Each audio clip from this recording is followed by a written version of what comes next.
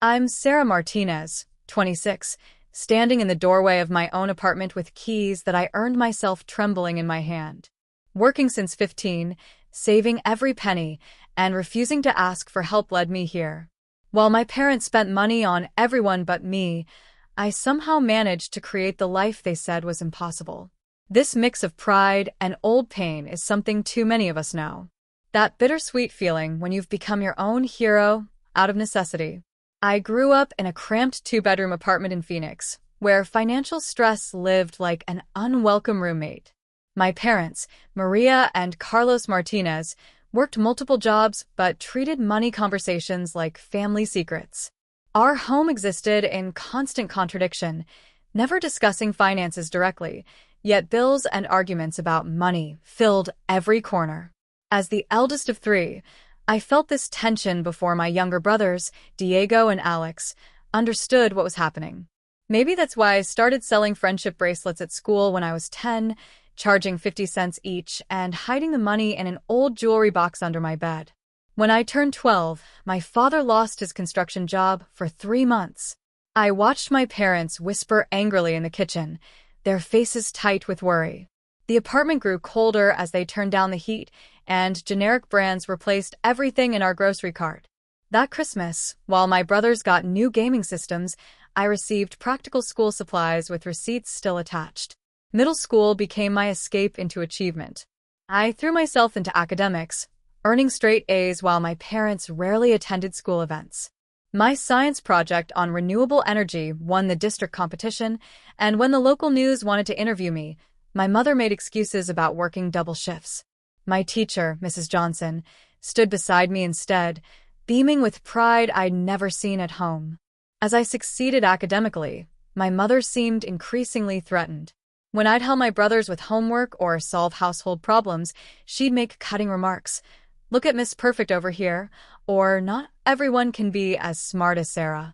Each accomplishment seemed to remind her of opportunities she'd never pursued. My father remained emotionally absent, working construction during the day and retreating to his workshop at night. The few times I showed him report cards, he'd glance briefly and mumble, "Good job," without meeting my eyes, as if my achievements were expected rather than celebrated. By 14, anxiety about money consumed my thoughts. I started babysitting for neighbors, charging less than other sitters to guarantee regular work. Weekends meant helping elderly residents with groceries and yard work, earning $5 or $10 that went straight into my growing savings. My sophomore year English teacher, Mr. Rodriguez, noticed me counting cash during lunch.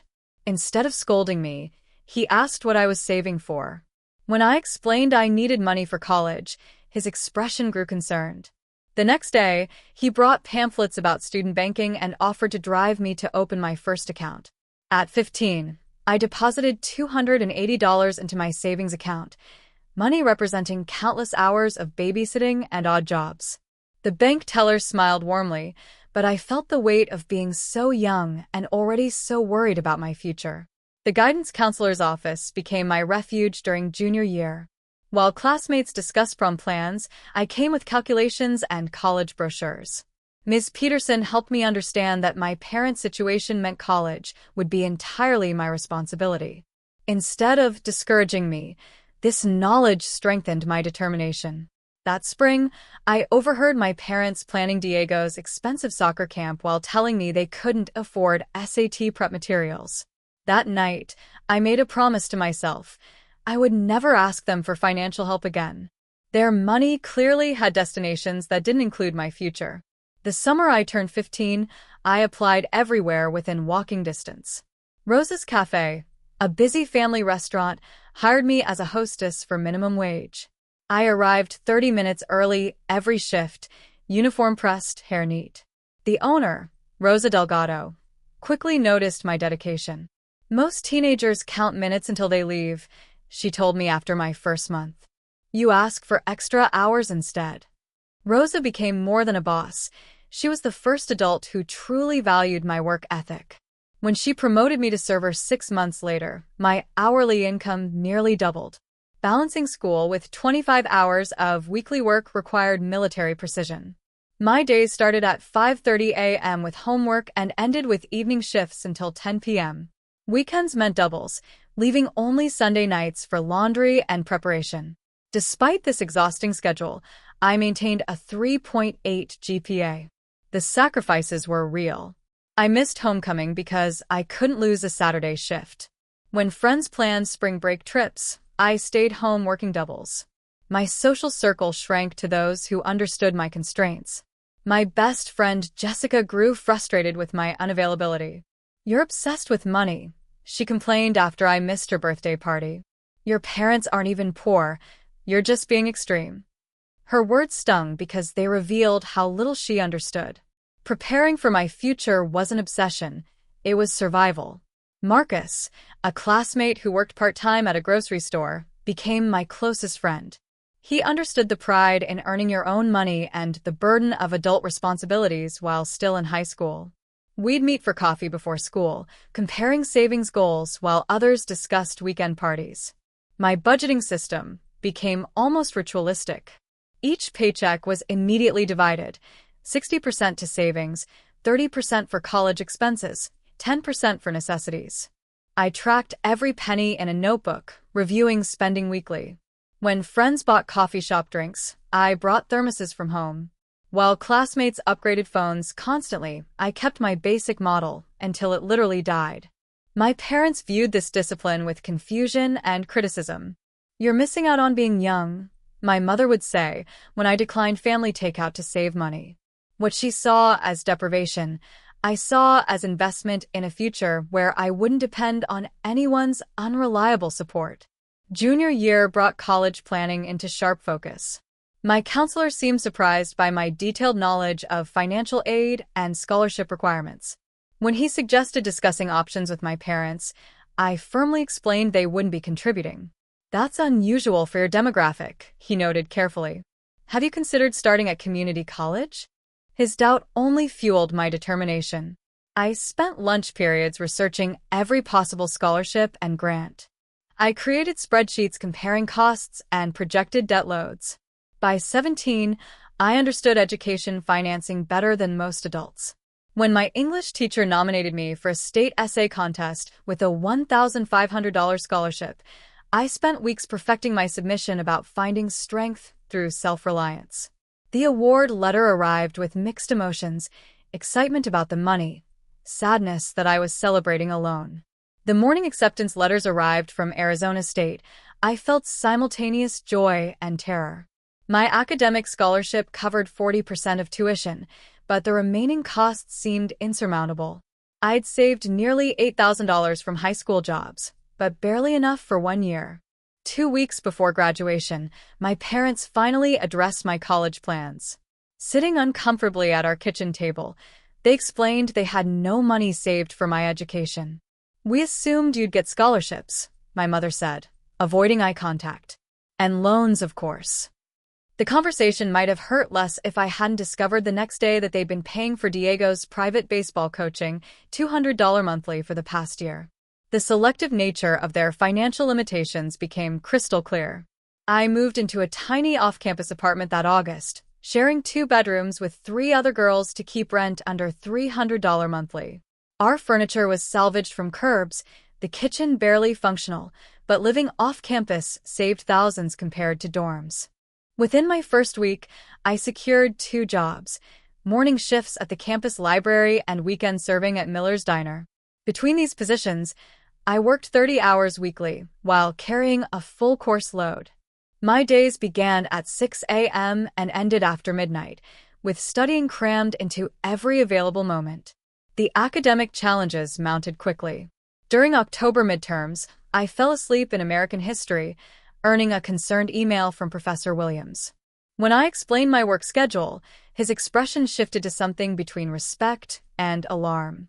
Rather than suggesting I work less, advice I couldn't afford to take, he offered practical accommodations like flexible deadlines and written discussion posts when I couldn't attend class.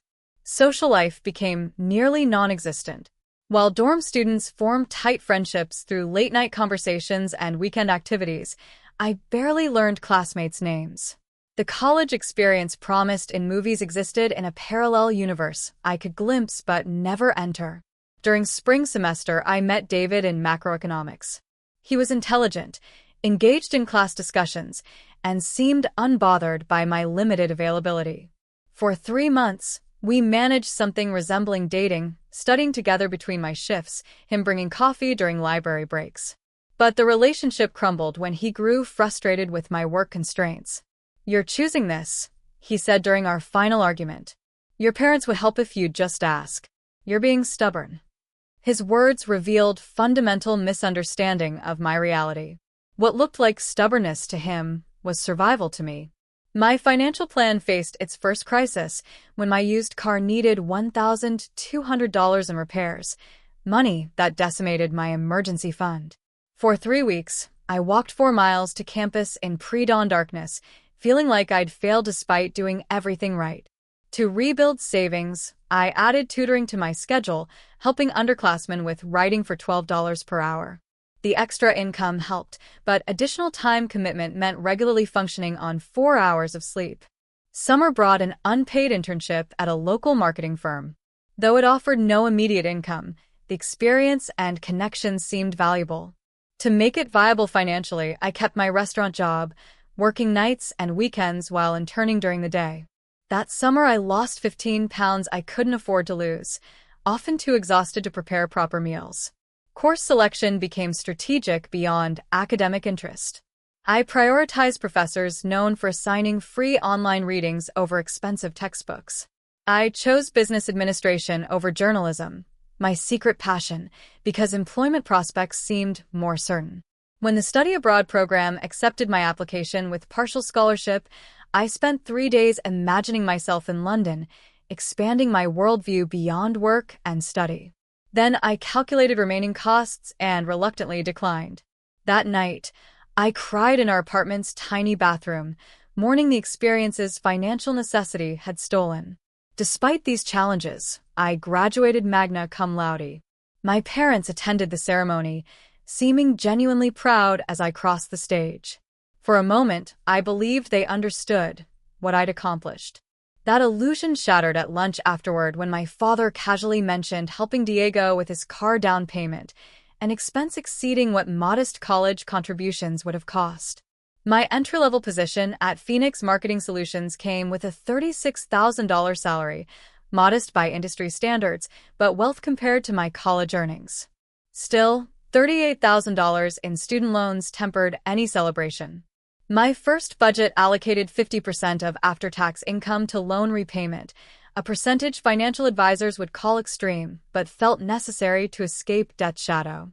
I found a studio apartment in an older complex, keeping housing costs under $500 monthly. My colleagues indulged in daily coffee purchases and lunch deliveries, small luxuries that would have derailed my aggressive repayment plan. My financial tracking evolved into elaborate spreadsheets reviewed nightly with devotional dedication. 3 months into the position, I caught attention of Jennifer Walsh, the creative director. After I stayed late completing a project others had abandoned, she invited me for coffee, an invitation I accepted while calculating the $4 expense against my budget. "You work differently than other recent hires," Jennifer observed.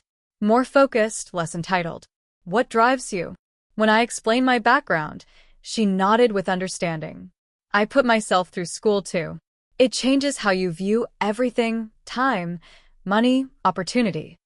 Jennifer became my advocate, recommending me for higher visibility projects despite my junior status. 9 months later, she pushed through my promotion with an $8,000 salary increase. The money didn't change my lifestyle, but dramatically accelerated my debt timeline. Professional growth continued alongside personal challenges. 2 years after starting, another promotion expanded my responsibilities and compensation. With increased income, I accelerated loan payments further, directing every bonus and tax refund to principal reduction. 3 years and 4 months after graduation, less than half the standard timeline, I made my final student loan payment. Sitting alone in my studio apartment, I submitted the electronic payment with trembling hands. The confirmation appeared anticlimactically, a simple payment processed, message concluding years of sacrifice. That evening, emotional weight finally registered. Alone in my room, I experienced my first panic attack, hyperventilating and crying uncontrollably as my body processed years of accumulated stress. The debt was gone, but its habits remained deeply ingrained. The next day, I withdrew $75 and bought a bottle of champagne, an unprecedented indulgence. Sitting on my apartment building's roof that evening, I toasted the sunset and my debt-free future, allowing myself genuine pride for the first time. With loans vanquished, my focus shifted to homeownership. The same discipline that freed me from debt now directed toward accumulating a down payment. My revised budget maintained the 50% savings rate, though funds now built rather than repaid. The decision to pursue homeownership at 25 struck many as premature. Friends questioned why I tie myself down. Colleagues suggested market investing instead. But after years of temporary housing, I craved permanence, space that couldn't be taken through others' decisions. My research began methodically. Evenings previously spent on side work now went toward understanding mortgages and market trends. I attended first-time buyer workshops, learning about inspections and closing costs rarely discussed in popular homeownership narratives. Most real estate agents dismissed me immediately. At open houses, they focused on older couples, clearly further along in careers. Several asked if my parents would co-sign, showing skepticism when I explained I'd be the sole applicant. Linda Chun, an experienced agent I met at a buyer seminar, took me seriously from the first meeting. Most people your age aren't this prepared, she noted. You've done work buyers twice your age haven't bothered with. While saving for the down payment, I drove for a rideshare service on weekends, dedicating those earnings entirely to my home fund. The additional work eliminated what little social life I developed, but the goal's proximity made the sacrifice acceptable. Dating remained challenging. Men my age typically balanced entry-level salaries with active social lives and weekend trips. My priorities confused them. Several promising relationships ended when they misinterpreted my frugality as disinterest. After viewing 32 properties over 6 months, I found a promising option, a modest one-bedroom condo in a stable neighborhood with good transportation access. The asking price stretched my budget but remained within responsible limits. The negotiation tested my resolve. We reached agreement. Then home inspection revealed concerning plumbing issues requiring thousands in repairs beyond my budget. Despite emotional attachment to what I'd begun thinking of as my home, I made the difficult decision to walk away. Most first-time buyers would ignore those issues or overextend themselves, Linda told me afterward. Your discipline will serve you well. After 2 more months and 8 additional viewings, I found it a small condo in a converted historic building slightly further from downtown than initially planned. Built in the 1940s, it lacked modern aesthetics but offered solid construction, updated systems, and charm that spoke to something deep within me. The bidding process brought fresh anxiety. 2 other offers came simultaneously, creating potential for escalation. Rather than emotional bidding, I calculated my absolute maximum, the highest amount maintaining my emergency fund, and submitted it with a personal letter explaining my commitment to preserving the building's character. The seller, an older woman downsizing after 30 years, accepted my offer despite it being $3,000 below the highest bid. Her agent later explained my letter had resonated with her desire to sell to someone who would care for the property. Mortgage approval introduced final stress waves. Despite excellent credit and consistent income, my age and brief employment history triggered additional scrutiny. The underwriting process required multiple documentation rounds, each request triggering fresh anxiety about potential rejection. Closing day arrived with nervous anticipation. Sitting at a table with the seller, agents, and attorney, I signed document after document until my hand cramped. When the attorney finally slid keys across the table, the moment's magnitude struck me. At 25, I had accomplished what many Americans never achieve, entirely through my own efforts. Walking through empty rooms that evening, I felt complex emotions, pride in accomplishment, lingering hurt over absent support, and quiet amazement at standing in space that belonged truly and legally to me alone. 2 weeks after moving in, I hosted a small housewarming gathering. A few close colleagues, friends from my apartment building, and Linda joined for an evening that felt surreal in its normalcy. Against better judgment, I invited my family, hoping the milestone might bridge our emotional distance. They arrived together, my parents eyeing the modest property with expressions I couldn't read. The evening progressed pleasantly until my mother's seemingly innocent question. "So, what's this neighborhood like? Is it safe?" Her emphasis carried clear implications about the area's demographics. "It's perfectly safe, Mom," I responded. I researched crime statistics extensively. My father wandered through rooms pointing out minor imperfections, a scuff on the wall, slight squeaking in the bedroom floor. "Hope you had a good inspector," he commented. "Places this age can hide problems." Their subtle undermining continued throughout the evening.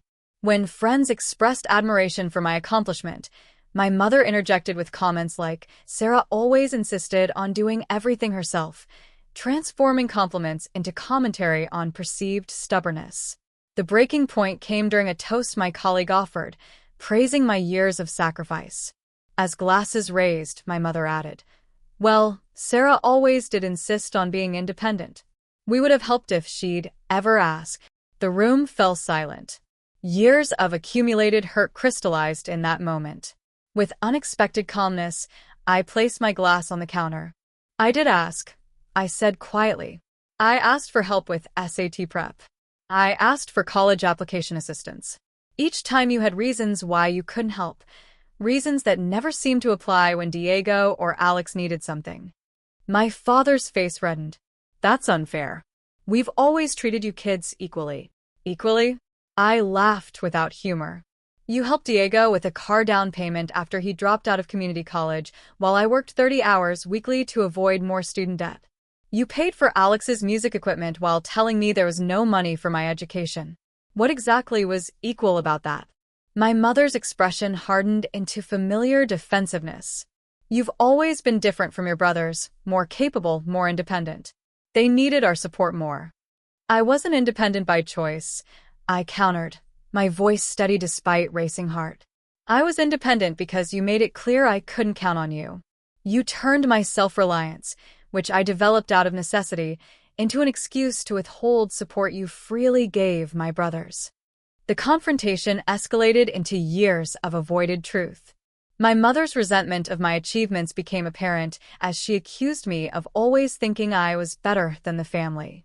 My father, uncomfortable with emotional conflict, attempted to minimize decades of disparity as simple misunderstandings. "I never wanted to be better than anyone," I explained, tears finally breaking through composed exterior. "I just wanted the same support you gave them. But you decided early on that I didn't need it." My father, in rare vulnerability, admitted what I'd long suspected. "Your drive intimidated me," he confessed quietly. "You reminded me of everything I wanted to accomplish but never did. It was easier to focus on your brothers. Their needs seemed simpler." My brother's eyes widened at this admission. They had been passive beneficiaries of uneven support, never questioning disparity because it advantaged them. "I'm proud of what you've accomplished," my father added, "but seeing it highlights my own failures." The honesty came decades too late. Whatever healing might have been possible had eroded through years of neglect and rationalization. "I think it's time for you to go," I said finally. "This is my home. Something I created without your help. I get to decide who belongs here." After they left, I returned to find my remaining guests had moved to the small balcony, giving me space to process. Alone in my kitchen, surrounded by abandoned glasses, emotional dam finally broke. Years of suppressed hurt poured out in heaving sobs that bent me double against the counter. My friend Emma found me there, offering silent support rather than hollow reassurances. As breathing steadied, friends created a protective circle of genuine connection. These people who had witnessed my journey and respected my choices had become my true family. "Family isn't always who you're born to," Emma said softly. "Sometimes it's who sees your worth without you having to prove it constantly." In following weeks, I established clear boundaries with my biological family. Communication became limited and formal, holiday gatherings replaced with occasional text messages. The distance brought not sadness, but relief, freedom from seeking approval that would never fully come. I began therapy with Dr. Rachel Martinez, working through complex grief of family estrangement and financial trauma that had shaped my relationship with money. Our sessions revealed how deeply financial insecurity had affected my identity, creating patterns of hypervigilance and self-denial persisting despite objective success. Through therapy, I examined which aspects of financial discipline served me well and which represented maladaptive responses to childhood insecurity. Learning to enjoy modest comforts without guilt became a significant challenge, addressed with same determination previously directed toward financial goals. 1 year after receiving my keys, I celebrated my homeownership anniversary with quiet evening on my small balcony. The condo had evolved alongside my personal growth, walls painted in colors I chose, plants beginning to flourish, small improvements completed with my own hands. My relationship with money had evolved significantly. While discipline remained important, I learned distinguishing between scarcity thinking and responsible management. Small indulgences, fresh flowers, occasional dinners out, weekend trips to visit friends, no longer triggered guilt. 6 months after moving in, I started a financial education blog, sharing practical knowledge with others navigating similar circumstances. Weekly posts about student loan management and home buying attracted readers who recognized their struggles in my experiences. Your post about financial independence helped me understand I wasn't alone, one reader commented. I thought I was the only one whose parents expected everything while giving nothing. The blog transformed painful experiences into resources for others. This alchemy of turning hardship into community support provided meaning beyond personal achievement. Professional trajectory continued upward with promotion to marketing manager. The position brought increased responsibility and compensation, but my approach differed from previous advancements. Rather than channeling all additional income toward the next goal, I created balanced allocation, retirement savings, home improvement fund, and notably, an experiences category for life enrichment beyond balance sheets. My most meaningful developments came through mentoring opportunities emerging organically.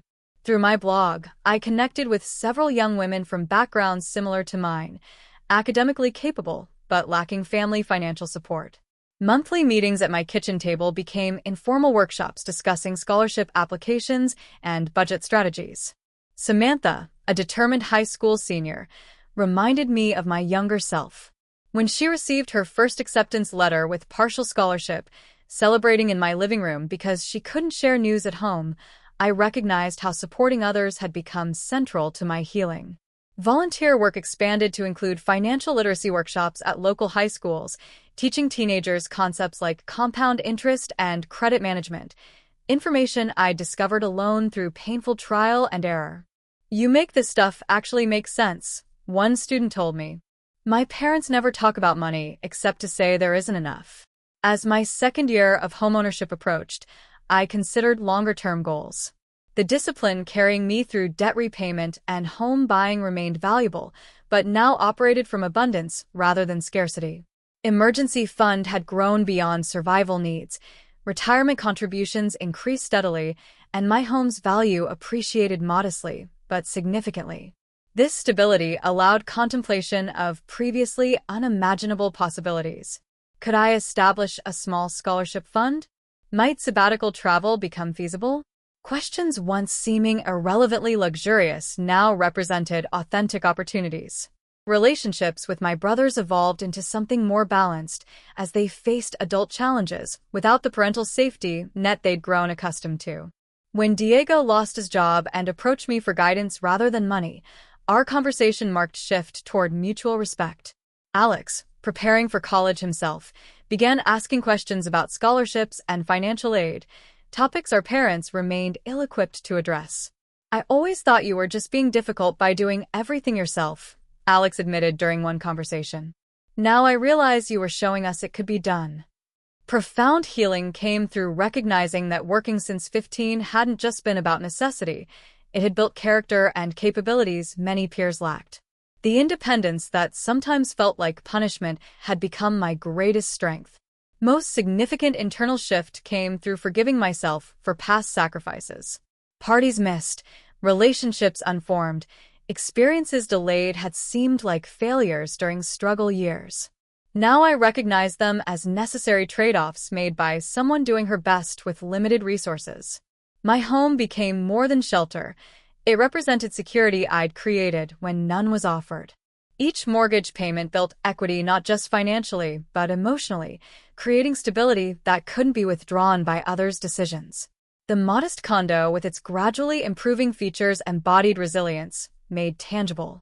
Working since 15, never asking for help, and building my life from nothing had been a difficult path. But the home I purchased represented not just financial achievement, but emotional emancipation, freedom to define success and family on my own terms. Standing in my living room 2 years after that first key turned in the lock, I felt complete.